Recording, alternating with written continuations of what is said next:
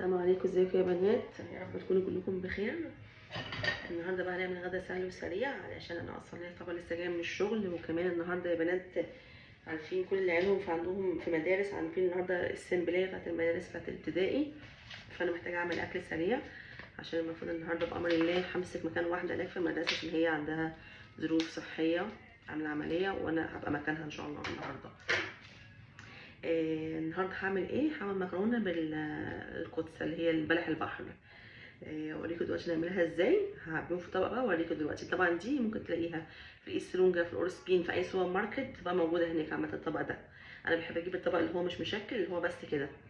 هحطهم بقى في طبق واوريكم هنعمل ايه دلوقتي. هنا بقى معايا زي طاسه غويطه شويه، تمام.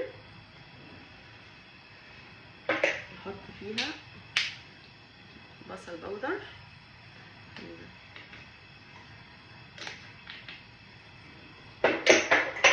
وتوم بودر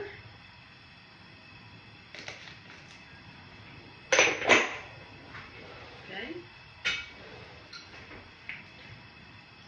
زيت زيتون،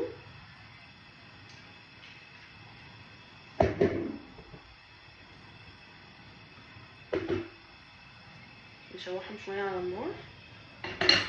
الاكل ده للناس اللي هي بتشتغل، الناس اللي هي عندها اجتماعات، الناس اللي عندها اولادها عندهم سبورت، بيبقى ما شاء الله العدد كبير بتاع العيال، بتودي ده وتجيب ده، ويبقى عندك مثلا ممكن يوم في الاسبوع او يومين في الاسبوع الدنيا عندك بتبقى يعني مش قادره تظبطي نفسك. ده الاكل السريع بتاع الايه، مثلا بتاع الجري بقى، الام بقى اللي هي بتيجي من المدارس بتشتغل كلام زي ده. انا النهارده كان عندي الشغل طبعا لسه جايه، تمام، فمحتاجه اعمل حاجه سريعه عشان الساعه 5 الاجتماع، وعقبال ما يجي هتبقى الساعه 7 7 ونص، على الاقل مثلا نرجعوا بقى نحمي ولادنا، ناكلوهم اكل سريع كده. وبعدين طبعا لسه بقى، طبعا انتوا عارفين اليوم بقى بيبقى طويل، اقعدي اكوي، تشطبي المطبخ، الحاجات القمر اللي بنعملها كلنا طبعا بتعملها كل ست، مش هقول مصريه، ست عربيه اصيله،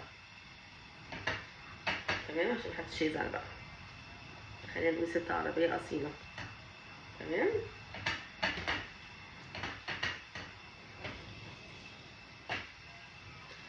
كده انا هنزل بقى بلح البحر دوت في الثوم والبصل، تمام، هشوحهم الاول. وكان عندي كمان حبه في الفريزر طلعتهم تنسيهم اصلا.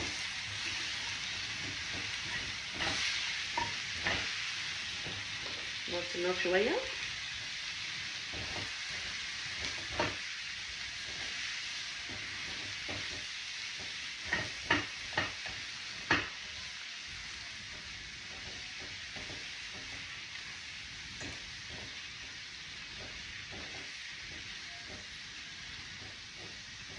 احنا دلوقتي ننزل بالصلصه.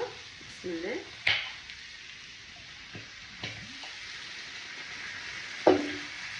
الفيديو ده متسجل النهارده، هينزل لكم بكره ان شاء الله، تمام. نحط فلفل اسود، ونحط ملح،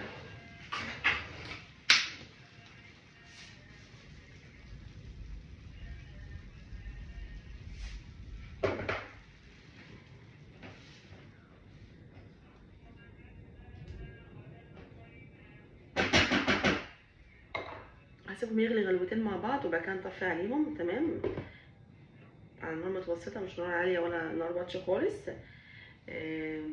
هناكل طبعا معاه، هوريك هناكل معاه اللي هو السمك الفيليه اللي بيتحمر في الفرن ده على طول ويتاكل، وهناكل معاه شيبسي، ممكن نعمل معاه سلطه زبادي بالخيار، لو عندك مثلا مخلل هتحطي مخلل. فده يعتبر اللي هيبقى الغدا بتاعنا ان شاء الله النهارده، والفيديو هينزل لكم بامر الله بكره.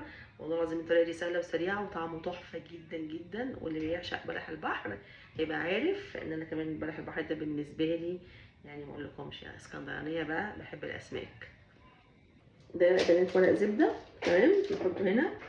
هعمل فيه السمك اللي هو الفيليه اللي هو بالبقسماط ده، طبعا لسه راجعه بقالي زي نص ساعه كده، تمام. ده سمك فيليه، انا ما بحبش احطه في ما بحبش اقليه في الزيت، بحطه في بس زي ما قلت لكم بقى كده، كانت الكاميرا فصلت معايا مش عارفه ليه. انا هنا بقى كده هو جاهز، وهو اوريدي بيبقى فيه زي الزيت، شايفين هو اوريدي بيبقى فيه زيت كده، حاجه بسيطه، مش هحط فيه زيت، انا هحطه على طول في الفرن. بس هنا معانا الميه نعملها للمكرونه. تمام. وهي الصلصه شايفين عامله ازاي، تحفه، وريحتها جميله جدا جدا جدا، فظيعه عايزه اقول لكم يعني. هنا هنعمل سلطه الزبادي. تمام. ببشر الخيار كده، هعمل حبه صغيرين هنا اهو. خلاص بشرنا الخيار، هننزل بالزبادي بقى. بسم الله.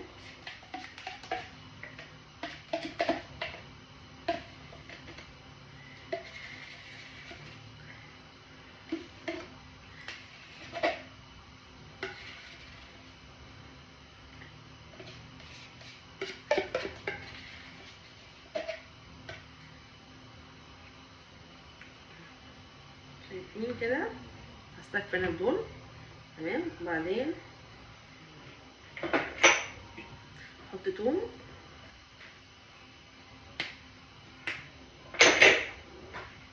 بعدين هعصر ليمون. تمام. هنا بقى نقلبوها، هنا نقلبها نوع نشا. هنا نقلب كده. خلاص وكده هي جهزت، قبل ما يطلع السمك من الفرن والمكرونه تتسلق. تمام كده. على فكره السلطه دي طعمها تحفه جدا يا بنات، يعني بتهضم بطريقه فظيعه. يعني عايزه اقول لكم لما بتاكلوها مع الاكل بتهضم الاكل، بتخلي الاكل يتهضم بسرعه على فكره. وكمان جميله جدا ومشبعه جدا على فكره، لما بتاكلي منها مع الاكل بتخليكي تشبعي بسرعه. لازم تجربوها، والخيار اوريدي مفيد كمان وبيشبع، بينفخ، خليكي تنفخي بسرعه وما تاكليش كتير. هنا بقى سلقنا المكرونه خلاص. تمام. هننزل بالصلصه. نمسك بس حاجه عشان ما تلسعش. بسم الله.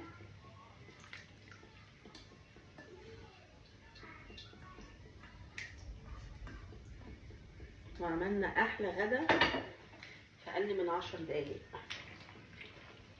نقلب بقى المكرونه كده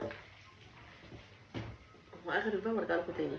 كان غدانا النهارده يا بنات المكرونه اهي تحفه، وحطينا معاها شويه شيبسي وسلطه الخيار بالطماطم، والسمك اللي هو الفيليه اللي احنا حطيناه في الفرن زي ما شايفين كده. ده الغدا بتاعنا، يعتبر العشاء مش الغدا طبعا، الوقت متاخر.